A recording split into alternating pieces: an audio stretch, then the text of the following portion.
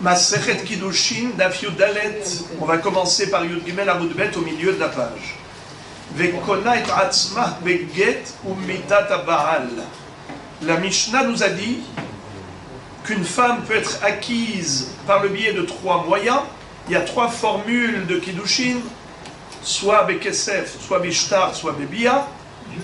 Mais ensuite, la Mishnah nous a dit qu'une femme peut être libérée de son mari, entre guillemets, c'est-à-dire qu'elle peut se remarier avec un autre homme, soit parce que son mari lui a donné le guet, soit parce que son mari est mort. Alors la Gemara cherche maintenant à savoir, ok, l'histoire du guet, c'est écrit clairement dans la Torah, mais d'où sait-on qu'une veuve a le droit de se remarier avec un autre homme? La Gemara va proposer un raisonnement logique.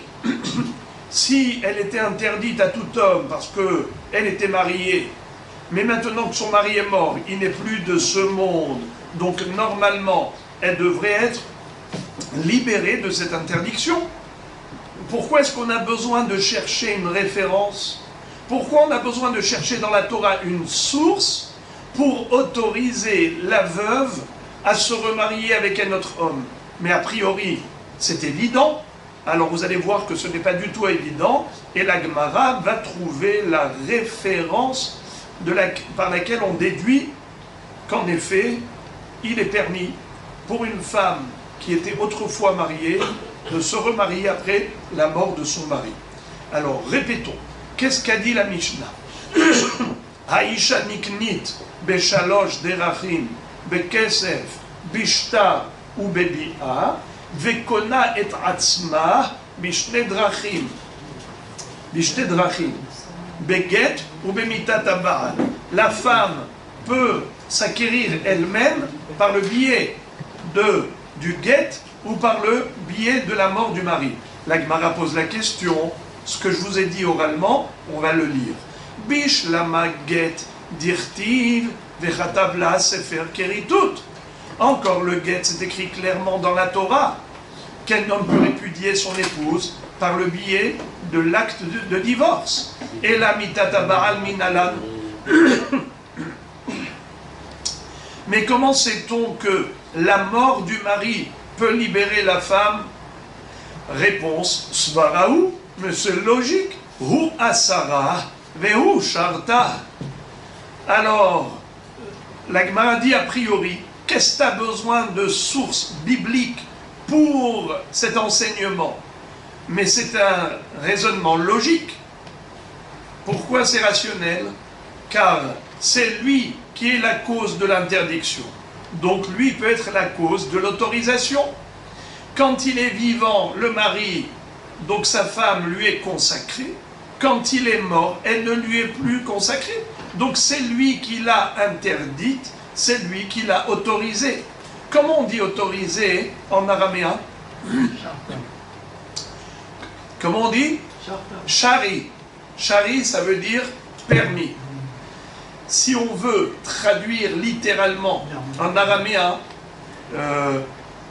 Shari, c'est les hatir. Comment on dit faire un nœud, Shabbat? Hakosher. Comment on dit dénouer, délier un nœud? Les hatir. Il y a la mélacha de kosher et de matir. Comment on dit interdit? Assour. Comment on dit permis? Moutar. D'où sort le mot moutar? Moutar. Pourquoi tout ce qui est permis on dit moutar? C'est moutar. C'est quoi le mot moutar? Le mot assour, on comprend que c'est comme assir, beta assourim, la maison des prisonniers. Beta assourim. Alors, on comprend que l'interdiction, c'est comme des menottes.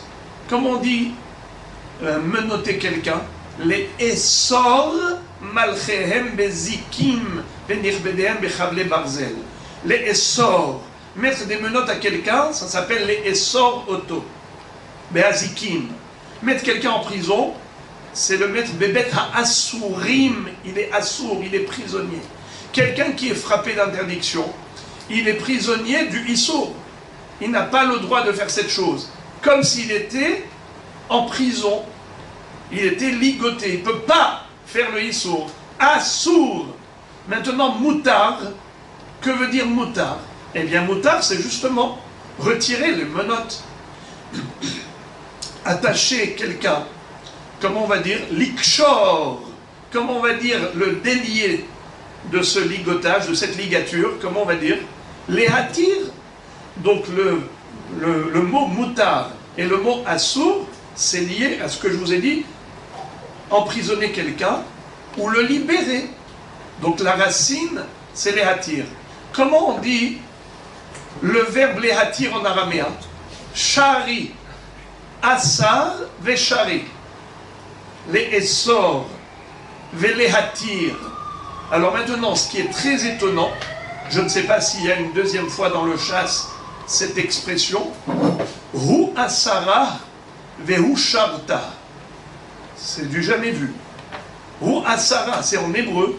Vehu sharta, c'est en araméen.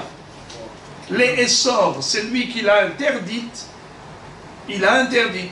Hu asara, asar ota. Les essor, comme j'expliquais, que le terme assour est basé sur le verbe hébraïque de les essor, malchem bezikim, beta assourim. Et pour le héter ici, au lieu de dire vehu itira en hébreu, hu asara vehu itira, la Gemara a employé le premier verbe en hébreu, le deuxième verbe en araméen. Hu asara vehu sharta. Alors vous m'excuserez pour cette parenthèse, mais c'était juste pour parler de l'étymologie, de comprendre qu'il y a des expressions que l'on emploie toute la vie et on ne connaît pas la source, la racine. Alors la Gemara dit, ça, ce n'est pas un raisonnement logique. Tu as cru que c'était une évidence, eh bien détrompe-toi. Qu'est-ce que tu as dit? C'est tout à fait normal que la veuve soit autorisée de se remarier avec un autre homme, vu que son mari n'est plus de ce monde. C'était lui qui était à l'origine du Issour. Maintenant qu'il n'est plus de ce monde, alors il est à l'origine du Héter. La Gemara dit, ce raisonnement est faux. Pourquoi c'est faux? Preuve que c'est faux. La preuve, c'est que par exemple, une femme qui a été mariée, et à cause de ce mariage, elle était interdite, ce Issour, il restera définitif même s'il y a divorce. Prenons un exemple. Le frère, un homme a un frère. Son frère s'est marié avec une femme. Ils ont eu des enfants. Le frère est décédé. Est-ce que maintenant, il peut épouser sa belle-sœur? Non. Quand il a eu des enfants, il n'a pas le droit de l'épouser. Comment ça se fait? Pourtant, son frère n'est plus de ce monde. Tu vois que le Issour d'épouser sa belle-sœur, c'est pas seulement quand son frère a divorcé et que le frère est encore dans le monde. Même si le frère n'est plus de ce monde, il n'a pas le droit d'épouser sa belle-sœur. Pourquoi? Car autrefois, c'était la femme de son frère qui était dans le monde. Tu vois que le Issour déclenché par le mariage, c'est un Issour qui reste ad vitam aeternam. Encore un autre exemple. Oui, bien sûr, dans le cas où il y a des enfants. S'ils n'ont pas d'enfants, donc il y a la mitzvah de hiboum. Je ne parle pas du cas où il y a la mitzvah de hiboum. Prenons un autre exemple. Un homme a un fils. Son fils est marié. Comment s'appelle sa belle-fille? Sa bru en français. Comment elle s'appelle en hébreu? Kala. La Kala, c'est la belle-fille, c'est la bru. Est-ce qu'un homme a le droit d'épouser sa belle-fille si son fils a divorcé? Non. Le fils a donné le guet à sa femme. Est-ce que le beau-père peut épouser sa bru? Impossible. Impossible. Interdit définitivement. Et quel est le din si son fils est mort? Est-ce qu'il peut prendre la veuve? Pareil. Non. Tu vois que le mariage avec la cause d'interdiction ne disparaît pas avec la mort de la cause d'interdiction. La cause d'interdiction, c'est son fils est mort à Shemiatzilenu, eh bien la fille, elle reste, la Kala, la belle-fille, elle reste toujours interdite. Encore un autre exemple. Son oncle a épousé une femme. son oncle est mort, est-ce qu'il peut épouser la femme de son oncle? Sa tante, non. Ça y est, sa tante est interdite ad vitam aeternam. Ok? Encore, son père a épousé une deuxième femme. En plus, ensuite il a divorcé. Est-ce qu'un homme a le droit d'épouser la femme de son père? Ils ont divorcé. Non. Son père est mort. Est-ce qu'il peut épouser l'ex-femme de son père? Elle n'est pas sa mère. Malgré tout, interdite ad vitam aeternam. Alors la Gemara dit, ce n'est pas un raisonnement logique de dire que une femme qui était mariée et ensuite son mari est mort et qu'elle est devenue veuve, qu'elle soit permise à tout le monde, qu'elle puisse maintenant se marier avec l'homme de son choix. Il n'y a aucune logique de dire ça. Pourquoi? Eh bien, son mari, qui était la cause d'interdiction pour elle d'aller avec un autre homme, son mari n'est plus de ce monde, alors donc automatiquement, elle est permise. C'est faux, car tout issour qui a été causé par un mariage, ce issour reste définitif, même après la mort du mari. Alors, la question revient à la case départ. Comment la Mishnah a pu dire Vekona et atzmah beget ou bemitat Baal? La femme peut s'acquérir elle-même, c'est-à-dire s'auto-libérer, par le biais de la mort de son mari. Encore le get, c'est écrit clairement dans la Torah. Mais la mort du mari, d'où tu le sais? Que ça libère la femme de cette interdiction d'aller avec un autre homme? Je ne connais pas la référence. La Gemara va nous proposer plusieurs tentatives, plusieurs propositions. Uno, Elamide Amar Hamana, Yebama she'en lah banim asura, hayesh la banim muteret. Qu'est-ce que ça veut dire?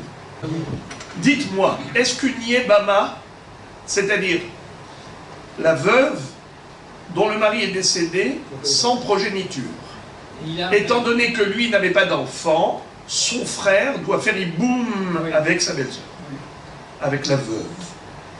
En attendant qu'il fasse iboum au halitza, en attendant, est-ce qu'elle a le droit d'aller avec un autre homme? Interdit. Interdit. De quel passou qu'on le déduit? C'est un passou.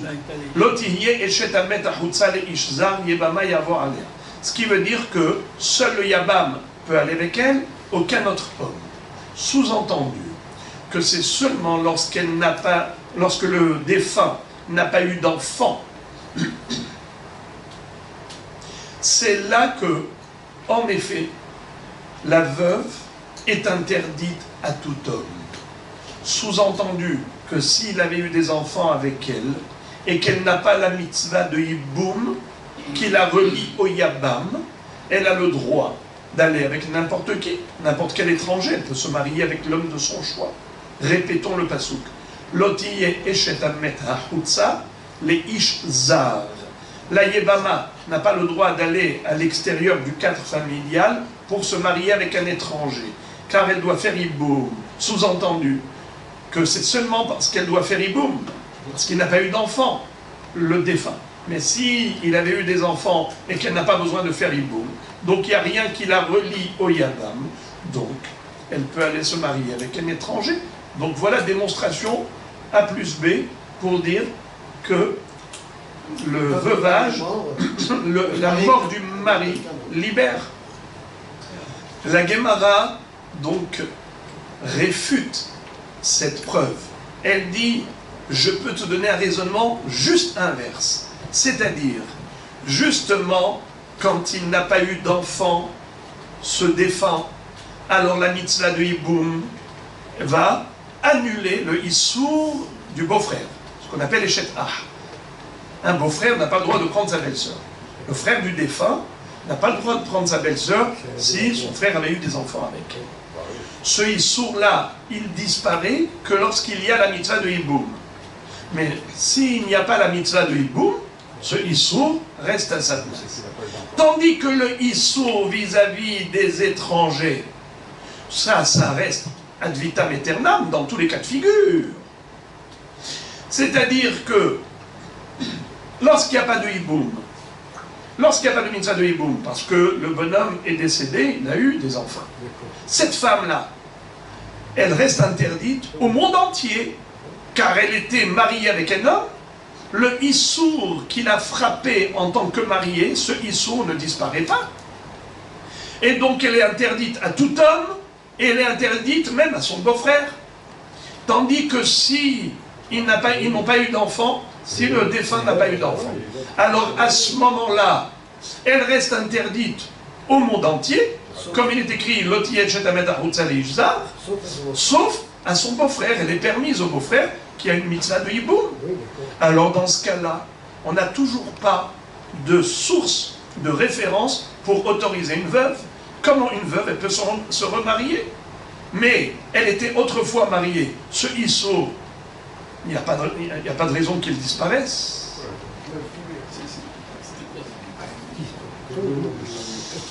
Et la Gemara va chercher encore une autre référence. Midéamar Hamana, Almana le Kohen Gadol, Asura, Hale Kohen Hediot, Sharia.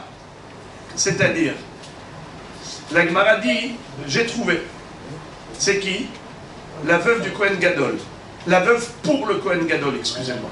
Il est écrit qu'un Kohen Gadol n'a pas le droit d'épouser ni une divorcée, ni même une veuve. Alors que le Kohen Hediot, il a le droit d'épouser une divorcée. Il a le droit d'épouser une veuve, mais pas une divorcée. Alors, répétons.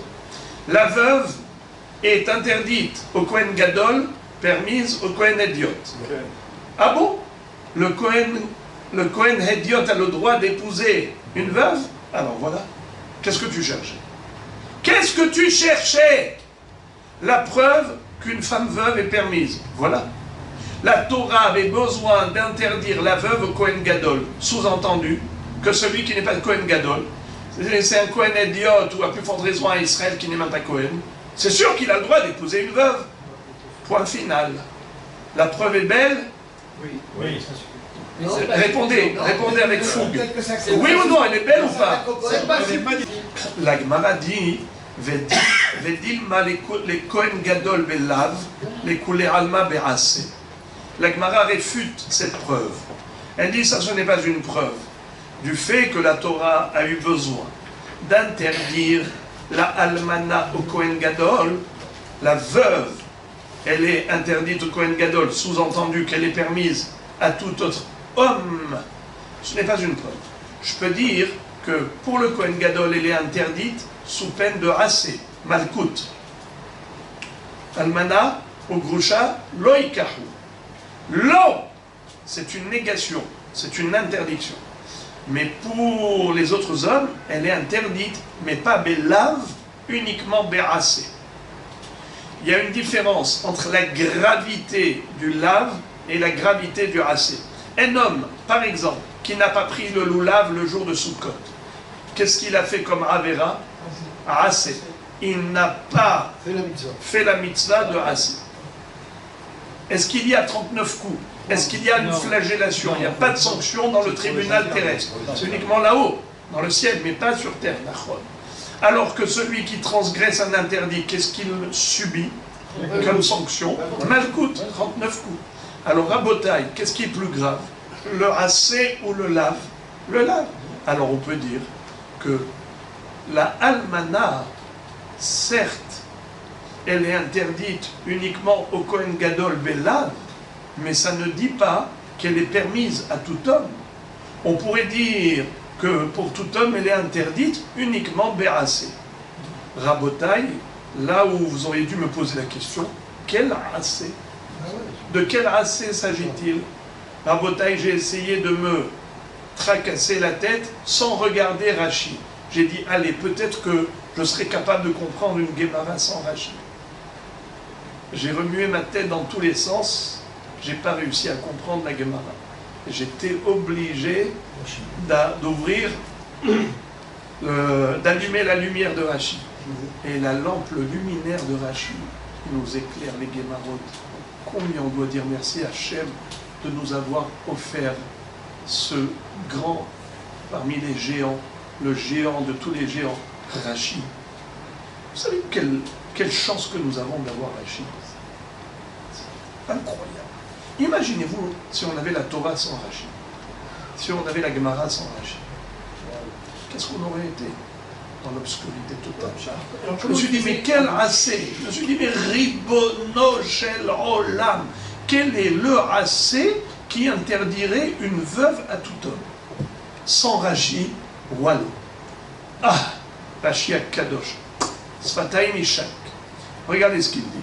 Nekule alma be'ase ve'yatsa ve'haïta le'ish aher al yede girushin ve'lo al yede mita. Deveshilecha lazo ve'lo la aheret mashma. Ve'lav habba miklal ase ase. C'est-à-dire, en fait, la Torah nous dit qu'un homme qui veut divorcer, c'est possible. Il suffit d'écrire un guet et de lui remettre dans la main. Et à ce moment-là, il la renvoie de chez lui. Vekatabla sefer keritut, venatan beyada, veshilecha mi beto, veyatsa ve'aita leish acher. Ça veut dire quoi? Que la Torah te dit que le moyen de libérer une femme de l'interdiction qu'il a frappée jusqu'à présent d'aller avec un autre homme, eh bien c'est le guet. Et là la Torah te dit, une fois qu'elle a reçu le guet, elle sortira de son premier mari et elle pourra se remarier avec un autre homme.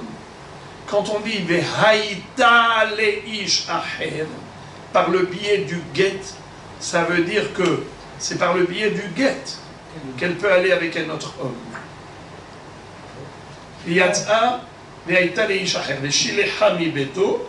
Il va la renvoyer, la répudier de chez lui, elle va aller se remarier. Ce qui veut dire, pas par la mort, bravo, par le guet, pas par la mort. Puisque la Torah te dit, voilà la formule. Formule, c'est guet. Donc, c'est un assez.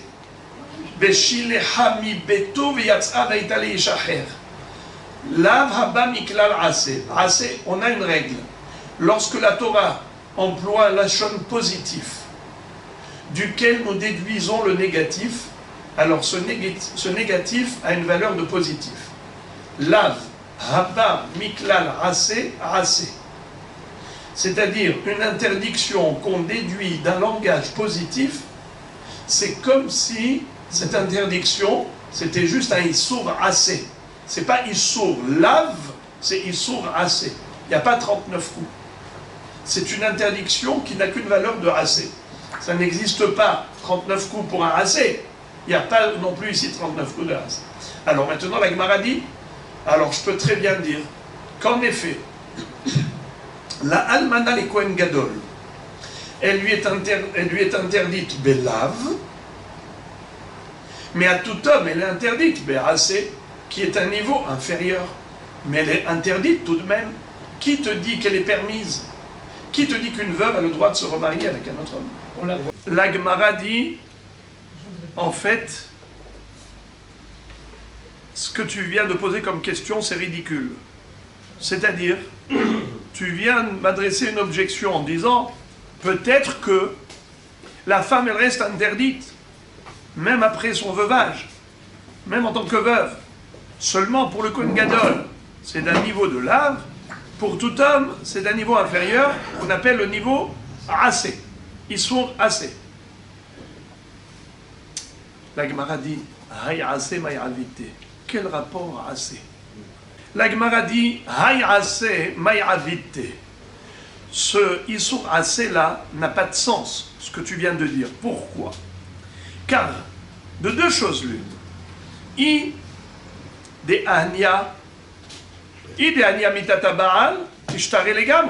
Si tu penses que la mort du mari a un effet quelconque pour libérer la femme, alors elle devrait être permise complètement. Il ne devrait même pas y avoir de Issour assez. Mais et si tu me dis que la mort du mari n'a aucun effet pour la libérer, car seul le guet peut la libérer et pas la mort du mari, en disant Viatzami beto, Veshilehami beto, Vekatabla sefer keritut, Venatan beyada, Veshilehami beto, Viatzaveitali shaher. Sous-entendu, seul le guet est le moyen de libération.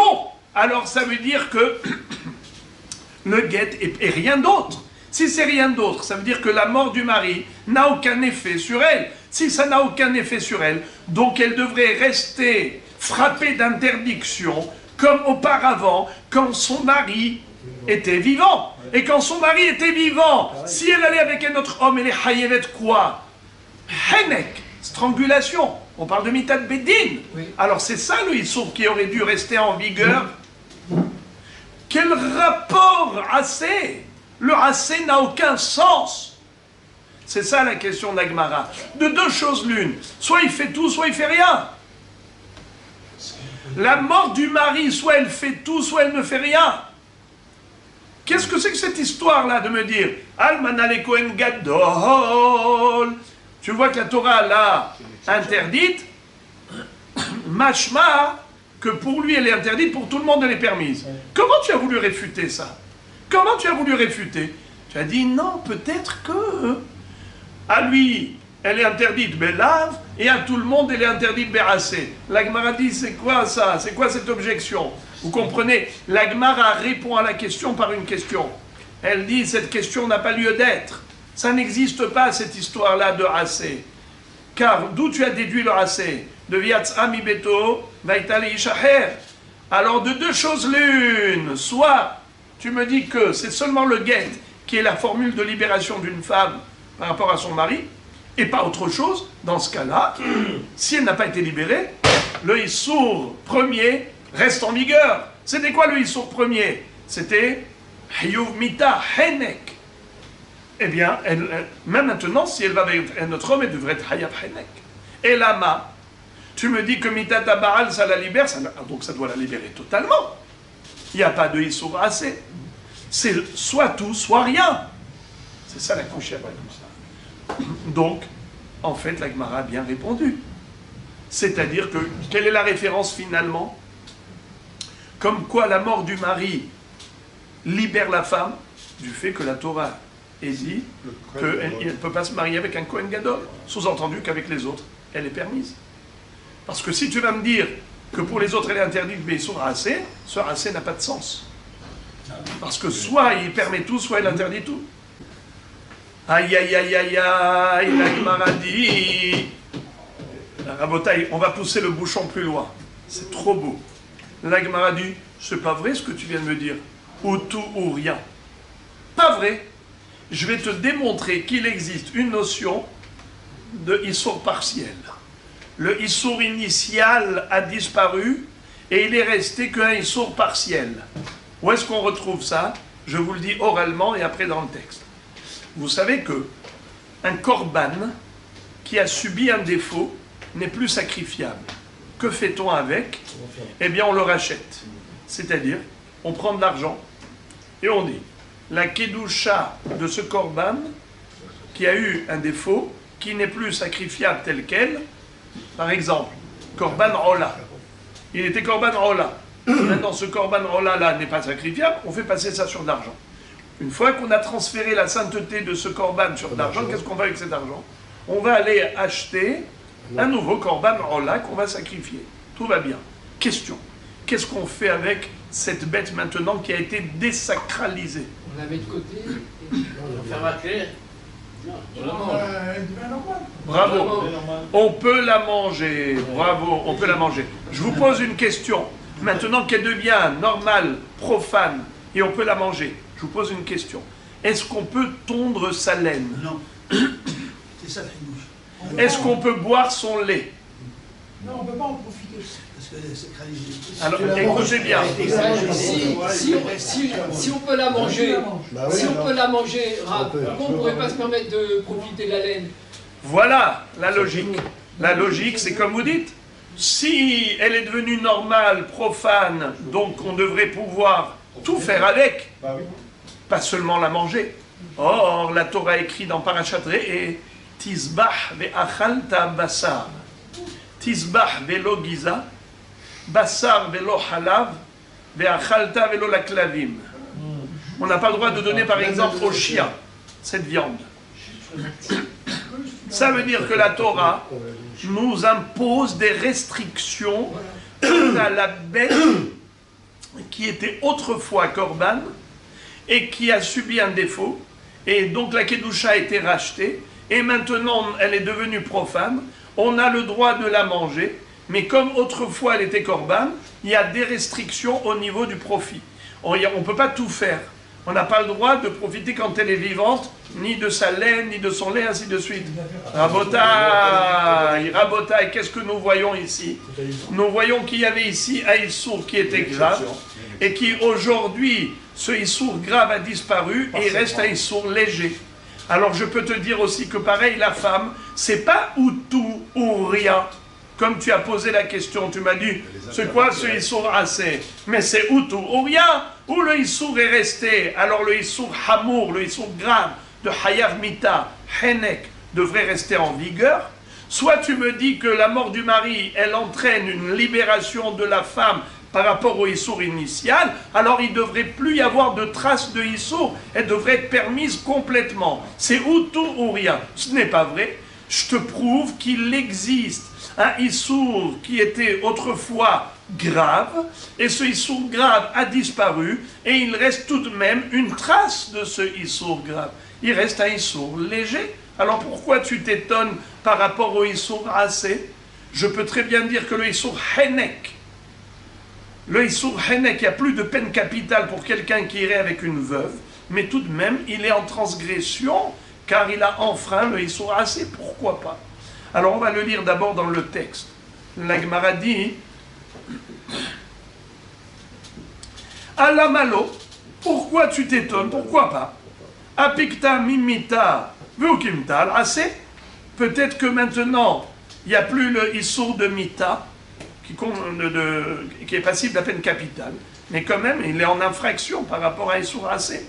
Midé de Hava Apsoulé Amugdashim, comme il est le cas à propos des korbanot, des kodashim qui ont été disqualifiés à cause d'un défaut.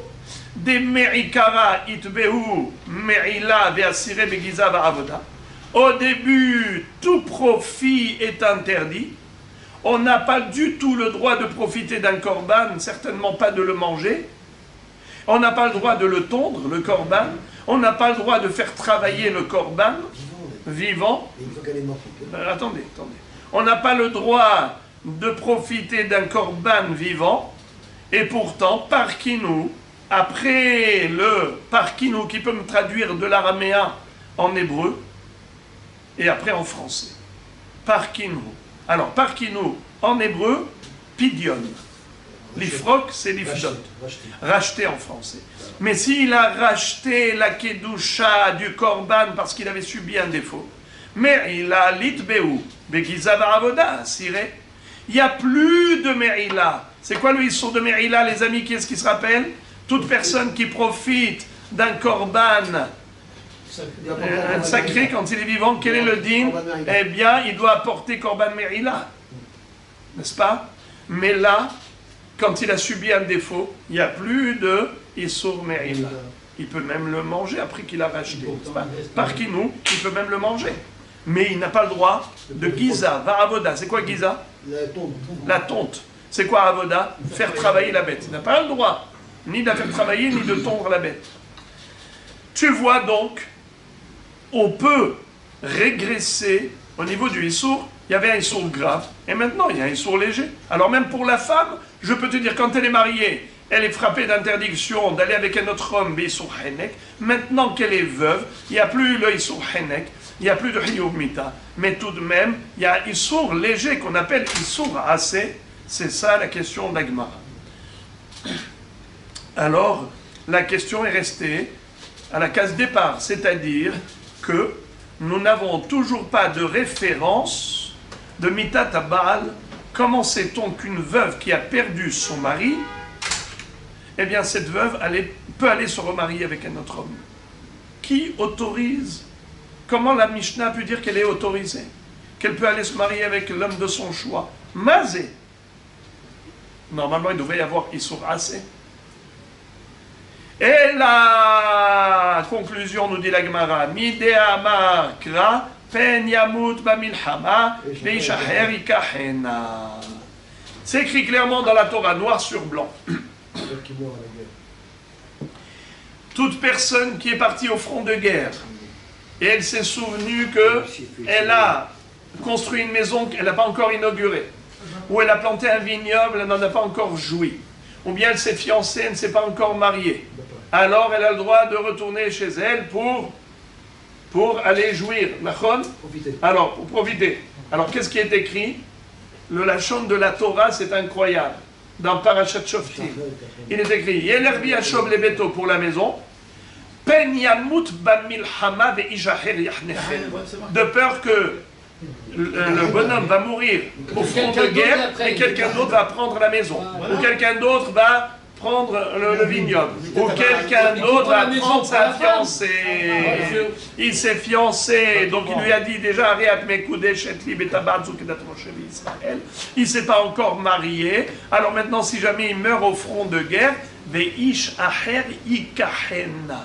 Et notre homme la prendra. Sous-entendu que la Torah permet à n'importe quel homme de se marier avec cette veuve. Voilà, c'est beau, oui ou non? Non, non, parce que là, c'est par rapport à la guerre. S'il va à la guerre, il n'a pas... Mais ça veut dire qu'après la mort de quelqu'un, sa femme est permise. Oui, mais... Ça veut dire qu'une veuve est permise, c'est tout. Alors, c'est une bonne preuve, oui ou non, qu'une veuve elle a le droit de se remarier? Répondez par oui, pardon. C'est une belle preuve. Oui. Eh bien non. La Gemara va dire comme ça. Matkif la Rav Shisha Berede Ravide Imam Man Aher Yabam. La Gemara dit, qui te dit que Aher c'est un étranger? Peut-être que Aher c'est uniquement le frère du défunt. Il va faire la mitzvah de Hiboum. Magnifique. Amar Ravashi, Ravashi dit non, ça c'est pas une objection. Pourquoi? Amar Ravashi, shtet shuvot badava. Primo, ton objection n'en est pas une. Pourquoi? Hadad et Yabam lo ikre aher. Un Yabam ne s'appelle pas étranger, car elle reste dans le cadre familial. Un étranger, c'est un étranger. Le beau-frère ne s'appellerait pas étranger. La Torah n'aurait pas qualifié le Yabam de Aher, car il n'est pas Aher, il est directement lié à sa belle-sœur, au cas où il est mort sans enfant. Il est mort sans enfant, eh bien il a une mitzvah de Hiboum, donc il n'est pas étranger.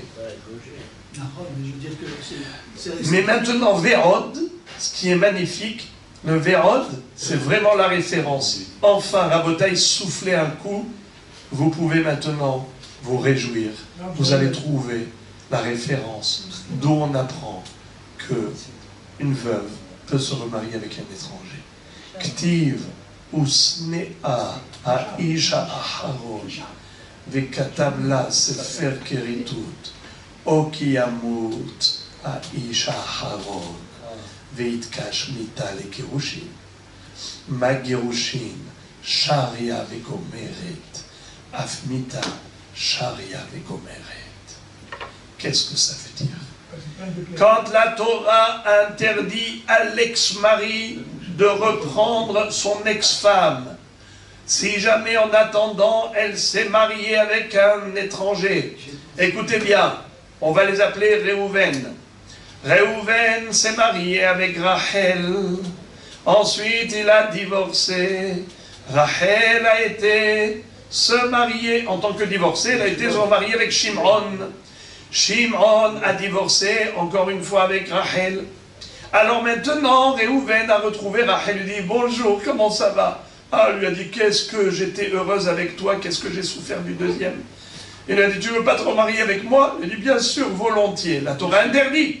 La Torah dit assou. Une fois que Rachel s'est mariée avec Shimon, même si Shimon a divorcé, elle ne peut plus se remarier avec Réhouven. Écoutez la chose à laquelle on ne fait pas toujours attention. Et si Shimon est décédé, est-ce qu'elle peut se remarier avec Réhouven? Oui, Hasbe Shalom. Il est écrit clairement dans la Torah, O ki yamut ha'isha aharon. Je répète, Usne ha'isha aharon. Son deuxième mari, son dernier mari, l'a haï. Et il lui a donné lui aussi le guet. Vekatabla sefer keritut. Il lui a donné un guet. Oh, ou bien, ki yamut ha'isha aharon. Ou bien s'il est mort, le dernier mari, vous entendez?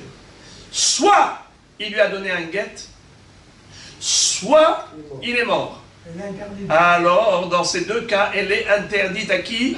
À son premier mari. Bravo. Pourquoi la Torah a juxtaposé les deux, le guet et la mort du mari? C'est pour dire que de la même façon que la mort du mari, elle va rompre totalement les liens avec son ex, Comme le guet. ainsi la mort du mari va rompre les liens complètement. De la même façon que quand elle reçoit un guet, elle a le droit de se remarier avec un étranger, parce que le guet, il est gomère. Le guet, il va rompre totalement le lien qu'elle avait avec son mari. Ainsi, la mort de son mari peut rompre le lien totalement. La mort, elle rompt le lien totalement, elle peut se remarier avec un étranger. De la même façon qu'elle peut se remarier avec un étranger quand elle a reçu un guet, ainsi, elle peut se remarier avec un étranger quand son mari est mort. Alors les amis, maintenant je vous pose interrogation orale. Quelle est la référence pour autoriser une veuve à se remarier avec un étranger? Donnez-moi la référence.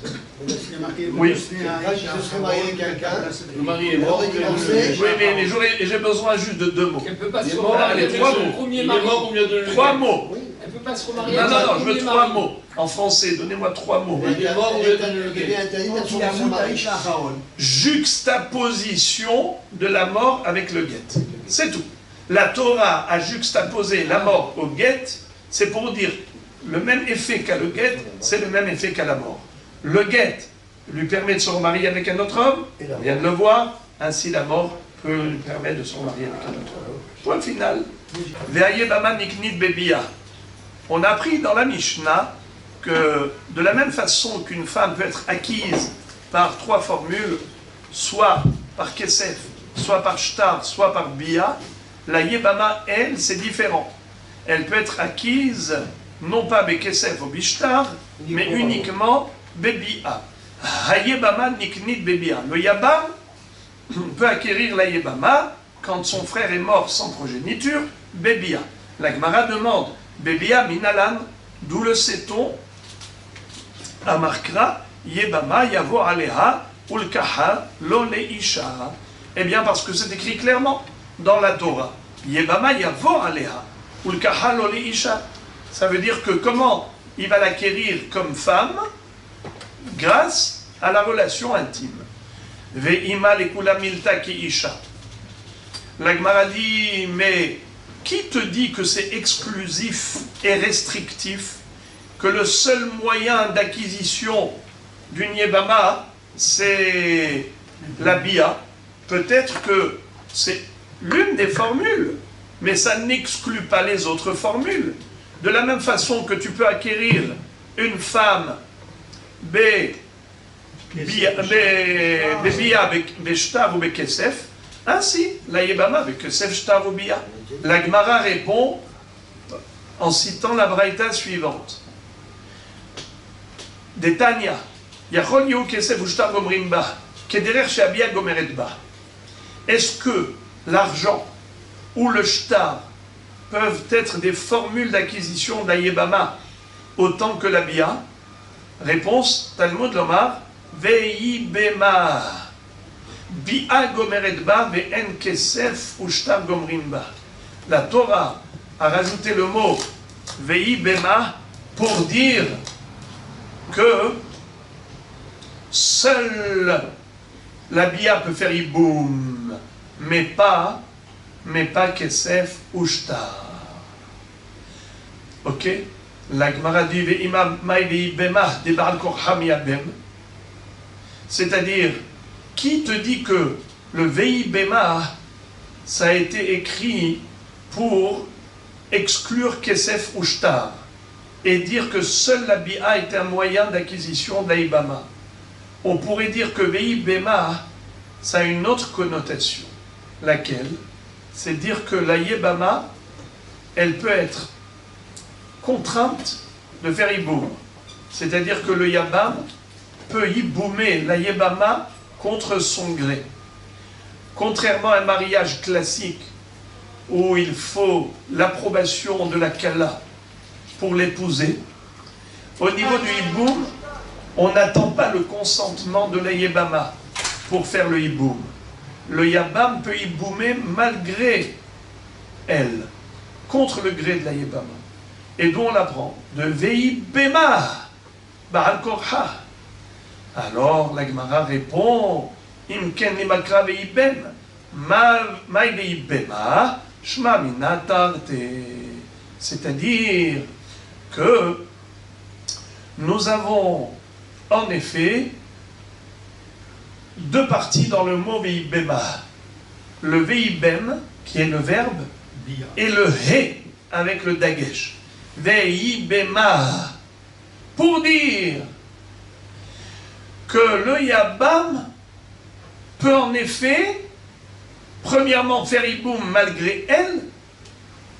Il n'a pas besoin de son agrément, de son consentement. Mais en plus, c'est pour nous dire, Veibema, seule la Bi'a peut faire Hiboum, mais pas autre chose. Pas Kesef, pas Shtar. Ok.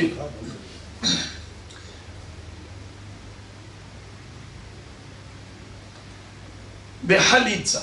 On a appris dans la Mishnah qu'une Yébama peut être libérée par la Halitza. C'est-à-dire, de la même façon qu'une femme peut être libérée de son mari avec un guet, ainsi la Yébama peut être libérée de son Yabam par la Halitza. C'est quoi Halitza? Le déchaussement. Il va au Beddin, là-bas elle va lui retirer la chaussure du pied droit, et elle va cracher par terre devant lui, et elle va proclamer Kachaya Selaïch Asher Lo Yivnet Betahiv, et ainsi de suite. Alors, qui te dit que la Halitza est un moyen de libération de la Yébama?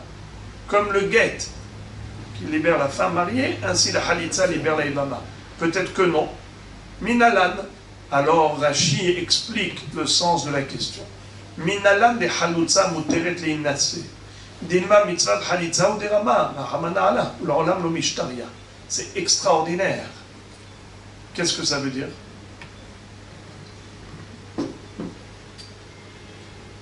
J'ai pas compris, tu ne sais pas lire les psukim?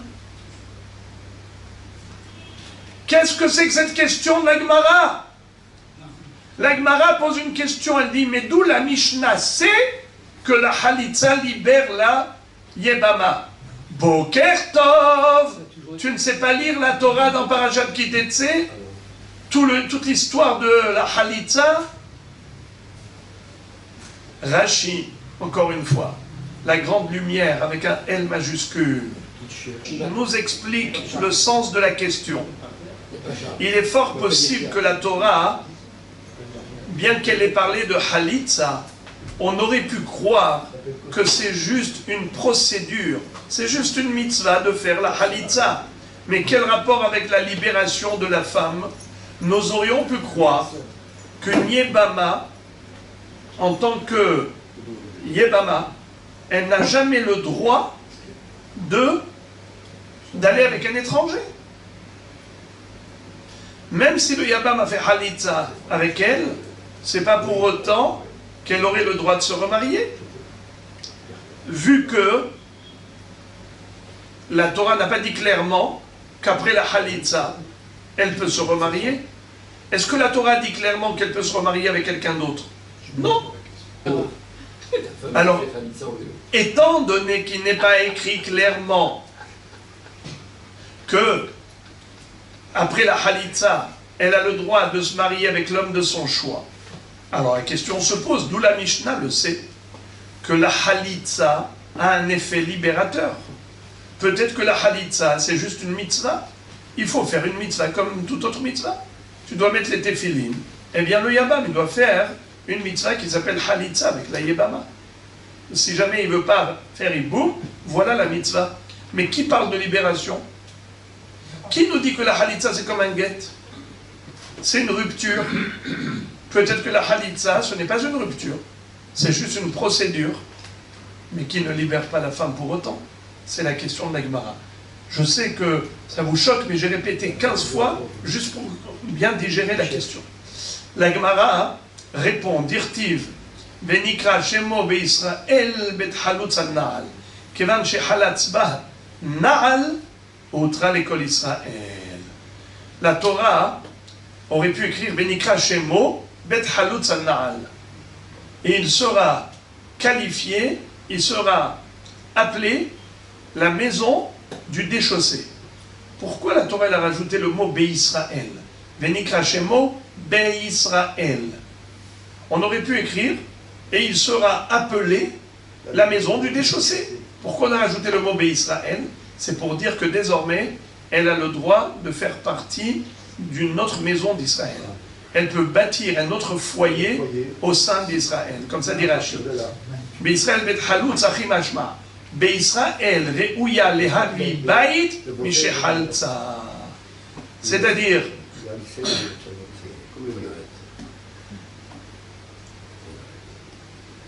la Torah veut dire, elle peut faire partir maintenant, elle peut faire partie de Israël, c'est-à-dire construire Od Bait Be'Israël. Alors là, Gemara dit, c'est pas vrai.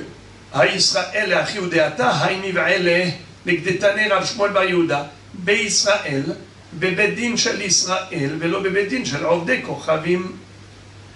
Nous avons une halacha, la procédure qui s'appelle déchaussement, halitza, ça ne peut se faire qu'au sein d'un beddin.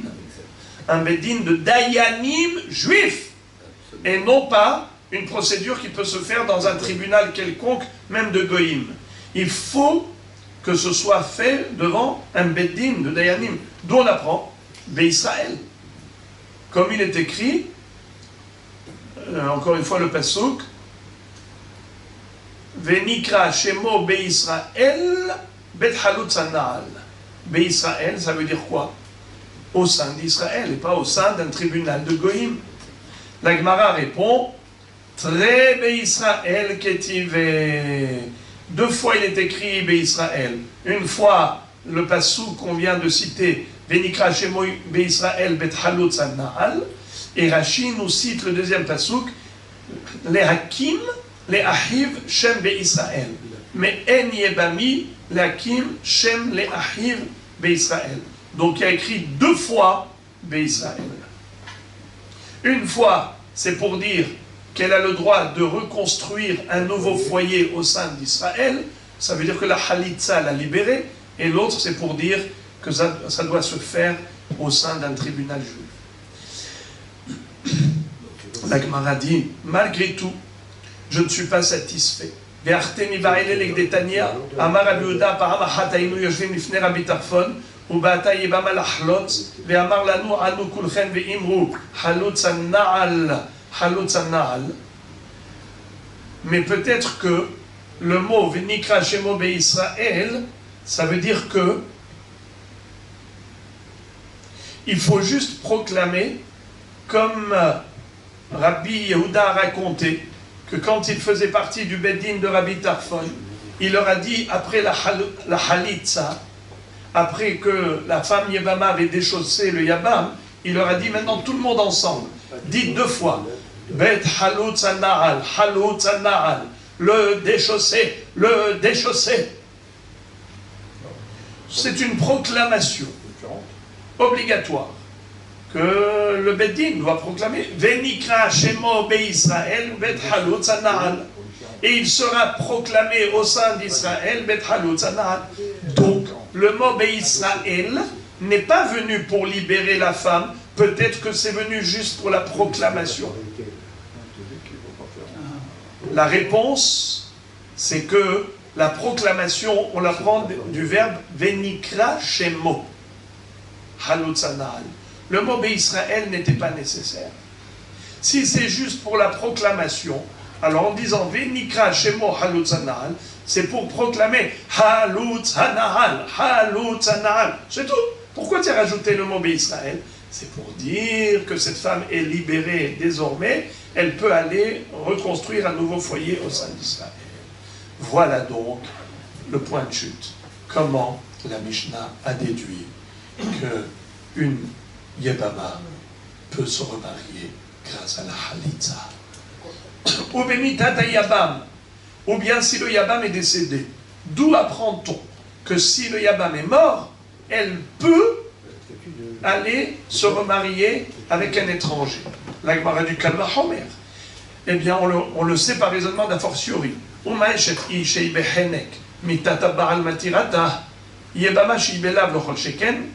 C'est-à-dire, si déjà un issour grave qui s'appelle Eshet Ish, grâce à la mort du mari, elle est libérée de ce issour grave, elle peut aller avec un autre homme. Alors, Kalva Homer, la Yebama, qui était frappée que d'une interdiction qu'on appelle lave, c'est Malkout, c'est pas Mita. Rabotai, quel est le digne d'une Eshetish qui va avec un étranger? Hayevet, Mita, Henek. Quel est le digne d'une Yebama qui va avec un étranger? Qu'est-ce qu'elle est Hayevet? Bravo, Malkout. Quel est le lave? Lo, Tiye, Eshetamed, Ahutza, le Ishna. Bravo. Rabotai, Kamahomer. Si déjà le Issour de Eshet Ish, qui est Behenek, eh bien, ce Issour est levé, ce Issour disparaît dès qu'il y a la mort du mari, à plus forte raison que le Issour léger, qu'à la Yebama d'aller avec un étranger, ce Issour il disparaît avec la mort du Yabam, car la mort du Yabam, c'est sûr que ça va la libérer. Si déjà la mort du mari libère la femme, mariée Eshet Ish, qu'elle va homer que la mort du Yabam devrait libérer la Yebama. Ok? Ça veut dire que la mort, elle a un effet de libération. Si déjà la mort peut libérer d'un Issour Hamour, à plus forte raison que la mort peut libérer d'un Issour Kal. La Gemara dit, ma putom, malechet ish kenyotz abeget, tomar bezushenayos abeget. C'est-à-dire, je peux te dire que ce qu'Allah Homer, il tombe à l'eau. Pourquoi? Car je peux te dire que la femme Eshet Ish, on peut la libérer plus facilement qu'une Yebama. Car une Eshet Ish, on peut la libérer par deux formules. Soit la mort du mari, soit le guet du mari. Alors que la Yebama, il n'y a que la mort du Yabam, tu as dit. Ron, on a dit que, oui, mais le guet, ça ne marche pas. Est-ce que le guet, ça peut libérer une Yebama? Répondez par oui ou par non. Non. Un Yabam qui a donné un guet à une Yebama. Non. Il a interdit à d'autres. Oh, tu vois que le guet, ça ne marche pas pour une Yebama. Alors, qui te dit que la mort du Yabam, ça marche? Obligatoirement. Je peux te dire, la mort du mari, ça marche pour la femme mariée, de la même façon que le guet du mari, ça marche pour la femme mariée. Comme le guet la libère, la mort la libère. Qui te dit que la mort du Yabam la libérerait autant que la mort d'un mari? Si déjà la mort du mari libère la femme, Kalma Homer, la mort du Yabam libère la Yebama. Ma pitom, qui t'a dit que ça marche? Je peux te dire que pourquoi la mort du mari libère la femme? Parce que le guet du mari libère la femme. Mais la mort du Yabam, qui dit que ça la libère? Je te dirais que de même qu'un guet du Yabam, ça ne servirait à rien. Ainsi, la mort du Yabam, ça ne servirait à rien. Quel est le digne si le Yabam donne un guet à la Yebama? Ça marche? Répondez par oui ou par non. Comment il fait pour divorcer si ça ne marche pas? Non, je ne parle pas de après Yiboum, je parle de avant Yiboum. Ça sert à rien. Ah, Le Yabam avant Yiboum. Alors, dites-moi, le Yabam avant Yiboum, s'il a donné un guet à la Yebama, ça la libère? Bravo, ça ne sert à rien. Alors peut-être que même sa mort ne sert à rien. S'il est mort, il est mort. Possible. Il a libéré, il est mort. C'est pas possible. C'est la réfutation du Kalva Homer. Bravo. Nous avons l'approbation de Rabbi Shimon, c'est qu'on est bien. Allez, Rabotai, la Gemara dit, Hanami Yotza Halitza, voilà votre question. La Gemara dit, ok, il n'y a pas de guet, mais il y a Halitza qui remplace le guet.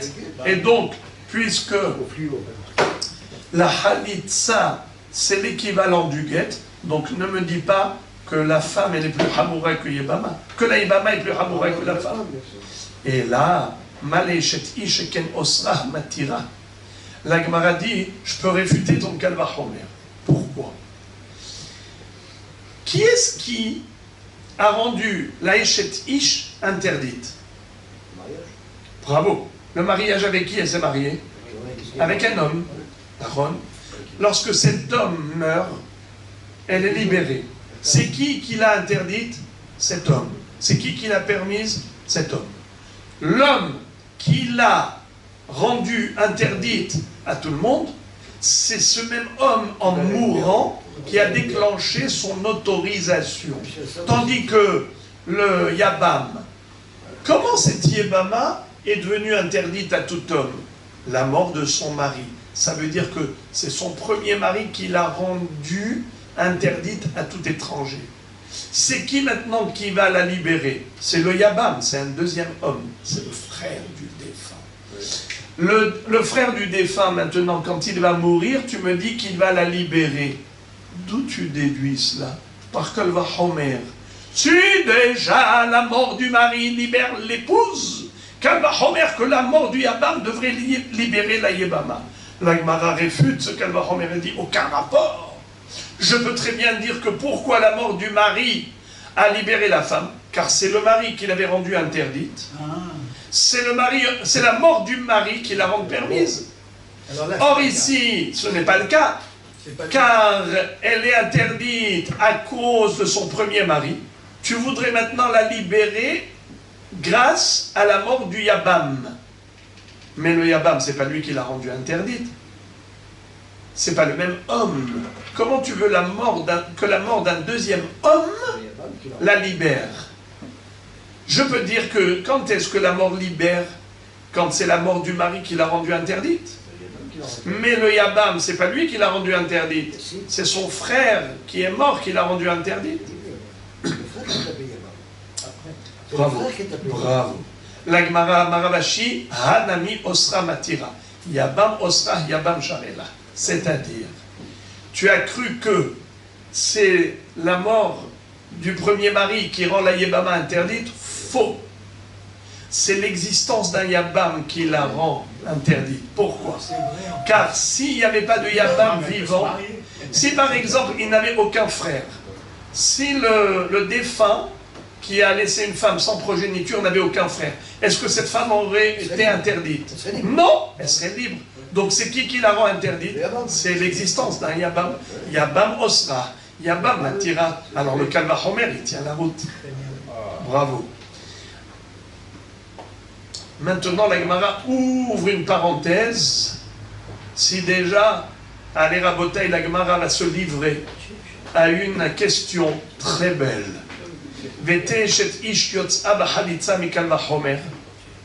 C'est-à-dire, excuse me, comment est-ce qu'une femme mariée peut divorcer, peut être libérée? La Gemara pose la question, elle dit, pourquoi est-ce qu'une femme mariée ne pourrait pas divorcer avec une halitza? De même que le guet fonctionne, la mort du mari fonctionne pour la libérer, même la halitza, ça devrait marcher. Pourquoi? Par un raisonnement d'a fortiori.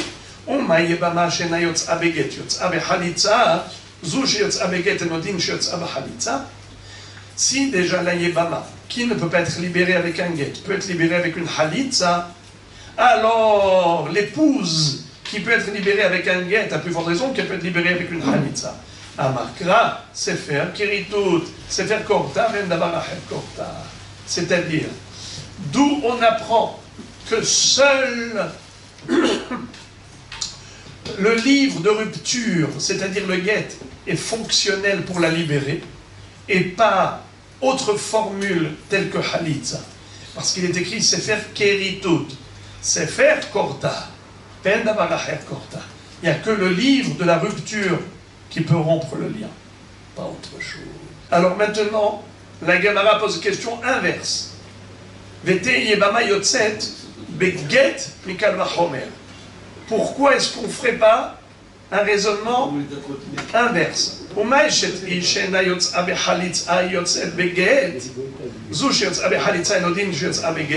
C'est-à-dire, on devrait dire Kal vachomer, si déjà la Eshet Ish, qui ne peut pas être libérée Behalitza, elle peut être libérée Beget. La Yebama, qui elle peut être libérée Behalitza, Kalvachomer, qu'elle devrait être libérée Beget, Amarkra Kacha. C'est-à-dire, la réponse de la Gemara, pourquoi est-ce qu'on ne peut pas faire ce Kalvachomer? Elle dit parce que il est écrit concernant la Yebama, Kacha Ya'ase la Ish, Asher lo yivnet betachil. Étant donné qu'il est écrit Kacha, c'est pour nous dire que ce qui est écrit comme procédure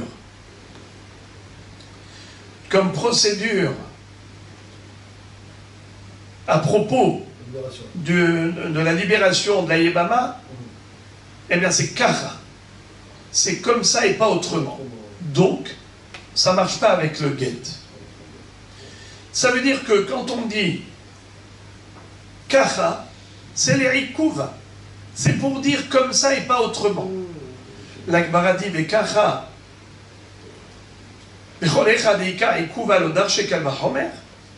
Est-ce qu'à chaque fois que la Torah enfonce le clou et elle dit que la procédure indiquée, c'est une procédure indispensable, et donc automatiquement on ne peut pas faire autrement? C'est pas vrai. Je vais te démontrer à propos de Yom Kippourim qu'il y a un mot qui veut dire que la procédure est indispensable, et malgré tout ça n'empêche pas qu'on puisse lui appliquer autre chose. Regardez. Amarkra kacha, vekacha ikuva, vekol echad ikar ikuva lo darshe kal vachomer. Et parce que il y a écrit kacha le ikuva, alors on ne peut pas faire un kal vachomer. Ve'ayom hakipurim dirtiv goral vechuka ve'tanya ve'asau hatat. הגורל עושה חטאת, ואין השם עושה חטאת. שיכול והלא דין הוא, ומה במקום שלא קידש הגורל, קידש השם, מקום שקידש הגורל, אינו דין שיקדש השם, תלמוד לומר ועשהו חטאת. La Gemara s'étonne en disant, je ne comprends pas, comment tu veux me dire que c'est une exclusion, étant donné qu'il est écrit Kacha à propos de la Yebama? Ça veut dire que la Torah insiste pour dire que cette procédure qui concerne la Yebama, elle est premièrement indispensable et par conséquent restrictive. La Gemara dit ce n'est pas parce que c'est indispensable que c'est restrictif. Preuve. Kippour, Vehayom HaKippurim dirtiv Goral, Vechuka, Vetanya, ועשהו חטאת, הגורל עושה חטאת, ואין השם עושה חטאת. C'est-à-dire, on retrouve à propos de Yom HaKippurim que le Kohen Gadol devait prendre 2 boucs. Il mettait un bouc à droite et un bouc à gauche, et ensuite il allait piocher dans l'urne les 2 plaques. Dans l'une c'est écrit la Shem, et dans l'autre c'est écrit la Azazel. Et il allait poser comme par hasard sur les 2 sans regarder, et c'est comme ça qu'il allait choisir et désigner les 2 boucs à leur fonction. L'un, Korban Hatat sur le Misbéach, et l'autre envoyé à la falaise, la Sa'ir, la Azazel. Alors, la Torah nous dit à ce propos que c'est uniquement le Goral qui peut fixer la destination et la désignation des boucs, mais pas le Kriyat Shem. C'est quoi Shem? La nomination. Ça veut dire qu'on ne peut pas dire ce bouc il sera Hatat la Shem et ce bouc il sera la Azazel. Il faut que ce soit le Goral. Et pourquoi j'aurais pu croire que le Shem, l'appellation, l'intitulé, la nomination suffirait? Car on a un Kalvachomer, Ve'alodinu, Uma b'makom shelo kidesh hagoral kidesh Hashem, makom she kidesh hagoral enodin she kadesh Hashem. C'est-à-dire, un korban classique, un korban quelconque, comment comment est-ce qu'on le sacralise? Eh bien, on le désigne et on dit ce korban, il sera Ola. Ça s'appelle une nomination, une consécration. Dès qu'on donne un nom, Shlamim, Ola, Hatat, Hacham, automatiquement on a défini le statut du korban. Dites-moi les amis, si on fait un goral, est-ce que ça marcherait? On fait un goral, et ben, par exemple, je prends une urne et je mets dedans plein de plaques, il y a écrit Ola, il y a écrit Hatat, il y a écrit Hacham, et je prends par exemple une bête à côté, je pioche et je pose dessus. Ça ne marchera pas. Pourquoi? Le goral, il faut d'Afka une nomination. Alors on peut faire maintenant un Kalva Homer. Si déjà, pour un korban, pour lequel le goral ne fonctionne pas, Kriat Shem, l'appellation, la nomination, ça marche. Alors, Kalva Homer pour le bouc de Kippour, si déjà le goral, ça fonctionne, à plus forte raison que Kriyat Shem, la nomination, ça devrait fonctionner. D'accord? Eh bien, on te dit non, Talmud Omar ve'asahu hatat, ha-goral ose hatat ve'en Hashem ose hatat. Non! C'est uniquement le goral qui peut fonctionner à Kippour, pas la nomination. Le Kalva Homer, il tombe à l'eau. Pourquoi la Torah a écrit ve'asahu hatat? Pour dire que c'est que comme ça et pas autrement. Ok? Et pourtant, Tama de miatekra halabachida shinan Kalva Homer afal gav dirtiv be hoka. C'est-à-dire, tu vois que il est écrit à propos de Kippour Hoka. Qu'est-ce que ça veut dire Hoka? Hoka, je vous lis le pasuk. Le pasuk. Vaïta zot lachem le Hokat olam. Et raper al bnei Israël mikol hatotam ahad bashana. C'est-à-dire que la Torah écrit Hoka pour quoi faire? Pour dire que c'est comme ça et pas autrement. Et surtout pour dire que c'est indispensable. Que toute procédure de Kippour, telle que ça a été indiqué dans Parashat Haremot, c'est indispensable. C'est pour ça qu'on a écrit Hoka, pour dire que c'est comme ça qu'il faut faire. Nachon, donc tu vois que ça ne nous a pas empêché de faire un Kalva Homer. Si la Torah n'avait pas écrit Ve'asahu Hatat pour dire que c'est Dafka le Goral qui fonctionne pour le bouc, les deux boucs de Kippour, et non pas la nomination, on aurait pu faire un Kalva Homer pour dire que la nomination ça marche par Kalva Homer des autres korbanot. Et pourtant c'est écrit Hoka. Hoka ça veut dire indispensable, mais c'est pas parce que c'est indispensable que c'est restrictif. On peut faire un Kalva Homer. Alors là aussi, bien qu'il ait écrit Kara à propos de la Yebama, ce qui veut dire que c'est indispensable, chaque détail qui figure dans la paracha de Hiboum, mais ça ne veut pas dire que c'est restrictif. Ça ne veut pas dire que c'est restrictif. Alors donc, il n'y a pas que la Halitza qui marcherait, on devrait dire que même le Get devrait fonctionner pour libérer une Yebama de son Yabam. Pourquoi tu me dis que Halitza et pas Get? Réponse, Amarkra la belo la Yebama. C'est-à-dire, Vekatav la Sefer Keritut. Uniquement une épouse, on peut la divorcer et la répudier avec un get, mais pas une Yebama. C'est pour ça qu'il a écrit là, à elle, à une femme mariée, mais pas à une Yebama. La Gemara dit, ma pitom ve'imalah lishma. Le mot là qui figure à propos du get, c'est pour nous dire lishma, qu'il faut écrire le get au nom de ce couple, de ce mari, de cette femme. Pourquoi tu dis que c'est là, vélo, comment on appelle ça? Nous? Isha Acheret, et pas la Yebama. Ma pitom, Imalah Lishma. Réponse, très l'activé. Il y a écrit 2 fois là. Lorsqu'elle divorce la première fois, et quand elle divorce la deuxième fois, comme ça dit Rashi, très l'activé ou sne a Isha Haron. Ok. Le katabla c'est faire Keritut, encore une fois. velo la haverta. C'est-à-dire, imaginons, Ouais, elle n'est pas pour ça aussi. imaginons un homme qui divorce deux femmes. Il répudie deux épouses. Et elles portaient le même nom. D'accord? Elles portaient le même nom. Utiliser le même. Et veut utiliser le même guet. Eh bien, ça ne marche pas. Pourquoi? Pourquoi? Même c'est écrit plonit ou plonit nashav, parce que la Torah écrit les katabla au singulier à l'une, et pas elle et sa copine. Velo la ve la haverta. Alors la Gemara dit, et là, amarkran na'al, na'al in mideh harina lo. Voilà d'où est la référence, la source, pour dire que seul la halitza fonctionne et pas le guet, parce qu'il est écrit Na'al.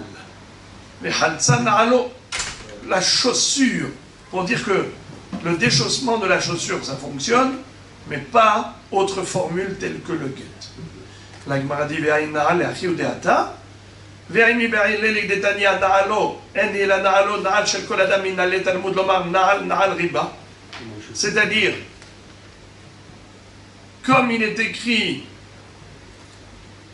Na'alo, on aurait pu croire que c'est seulement si la chaussure appartient au Yabam que la Halitza est valable. Mais s'il a déchaussé le Yabam avec une chaussure qu'il avait empruntée de son voisin, imaginons par exemple un Yabam, il avait emprunté des chaussures et sa belle-sœur, elle a déchaussé, mais ce n'était pas une paire de chaussures qui lui appartenait. Il avait emprunté, ça marche? Ou bien il doit être propriétaire? Non, ça va. A priori, c'est écrit Behaltza Na'alo. Alors on aurait pu croire qu'il faut qu'il soit propriétaire. C'est pour ça que la Torah elle a écrit aussi Na'al, sans Na'alo, pour dire Na'al, Na'al riba. Pas seulement une chaussure à lui, une chaussure quelconque. Ok. Ah oui, l'action qui compte. Im ken matalmud omar Na'alo, Na'alo raoui lo. Prat le gadol she'eno yachol lehalech bo, prat le katan she'eno chofet rov reglo. Et pat le mesuliam she'en lo akev. C'est-à-dire, la Gemara dit, pourquoi? Alors il est écrit Na'alo, d'accord? Pourquoi il est écrit Na'alo? C'est pour dire qu'il faut que ce soit un Na'al qui est Raouilo. C'est quoi Na'al à Raouilo? Expliquez-moi. Une chaussure qui lui appartient. Non. Une chaussure, on vient de dire Dans que son Na'al, pied. pas besoin de Alors, il faut Na'alo. dans son pied. Une chaussure qui va à son pied. Qui va à son Il pied. faut que ce ne soit pas une chaussure trop grande La boîte qui tombe lorsqu'il Ah, marche. Il ne faut pas que ce soit une chaussure trop petite qui recouvre que une minorité ou la moitié du pied. Il faut que ça recouvre la majorité du pied. Et aussi pour exclure le mesouliam. C'est quoi mesouliam? C'est un chausson qui n'a pas Semelle. de talon. Nifhat. Par exemple, il a été tellement usé, une chaussure qui a été tellement usée qu'il n'a même plus de talon. Ok, il faut qu'il ait un talon. Alors, imken irtov kra na'al, mai han na'al, shma min atarte. La Gemara dit, bien que nous avons utilisé le na'alo et le na'al et ainsi de suite, malgré tout, étant donné que il est écrit han na'al, c'est pour nous dire bet halutz han na'al, c'est pour apprendre quoi? C'est pour apprendre tarté, pour apprendre aussi que c'est seulement la halitza qui fonctionne pour la yebama, mais pas le guet. Le guet n'est pas fonctionnel pour libérer une yebama.